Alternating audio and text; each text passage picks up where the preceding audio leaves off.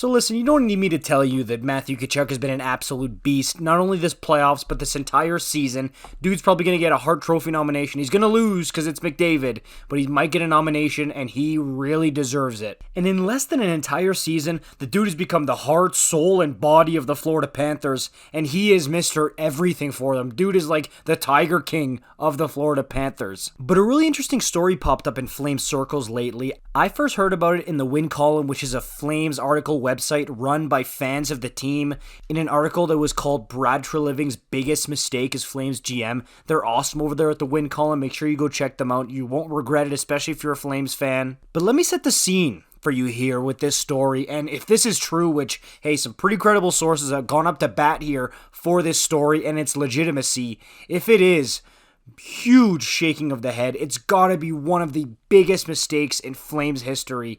Unforgivable stuff, heartbreaking stuff. Let's jump into it. So the year is 2019, summer 2019 to be exact, and you've got a 21-year-old Matthew Tkachuk whose entry-level contract has just expired. He just had his best year in the NHL with 34 goals and 77 points in 80 games, and he's been steadily progressing since he came into the league as an 18-year-old 3 years ago. Now, you're not sure just how good of a player you have here, but you're pretty darn sure you've got a star in the making. And you're starting to hear whispers that, hey, when Mark Giordano moves on from this team, if the captain is not going to be stud first-line center Sean Monahan, who can put up 20 to 30 goals every season, it's going to be this Tkachuk kid. He is slam dunk captain material here for this team. The summer drags and drags along, and no sign of a Matthew Tkachuk contract everywhere. Flames fans aren't too worried. He's an RFA. He's going to sign. The question is, A, for how much, and B, for how long? And then we drag into training camp, and there's no Matthew Tkachuk, but we're hearing rumblings.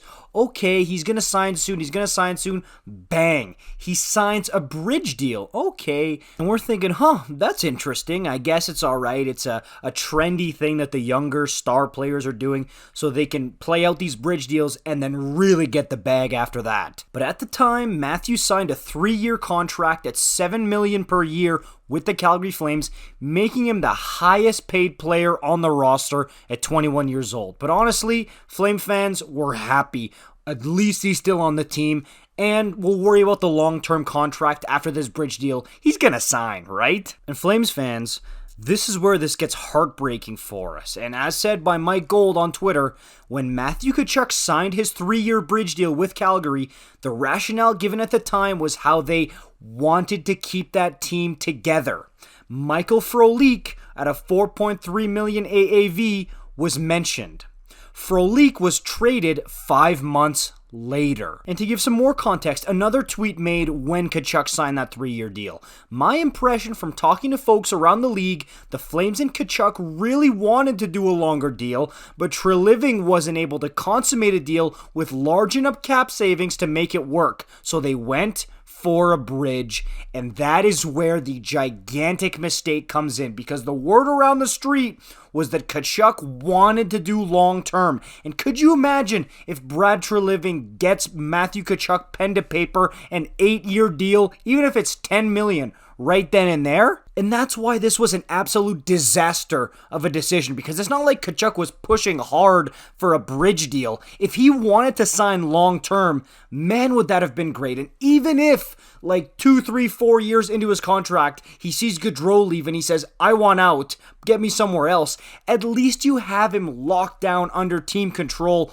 on that long-term deal. You can choose freely where to send him instead of, oops, I'm an RFA, so if you don't trade me, I'm a free agent here, I have some power. But no, now it'll always be remembered that Matthew Tkachuk wasn't signed long-term by the Calgary Flames because they wanted to keep Michael Frolik, who, A, by the way, he's not even in the league anymore, and B, was traded to the Buffalo Sabres 4 months later. And again, while this isn't confirmed, sources like Ryan Pike, Mike Gold, it's pretty reputable stuff, so Take this with what you will, a grain of salt if you want. I think it is pretty legit. And I mean, why would we have to doubt that? Tkachuk's first 3 years in Calgary were awesome. I mean, he had no reason to be like, oh, you know what? I'm going to test the waters here and see if I can get to Florida on free agency in 3 years. I have psychic powers, don't you know? So I definitely believe that he was willing to sign long-term with the Calgary Flames, and management fumbled the ball here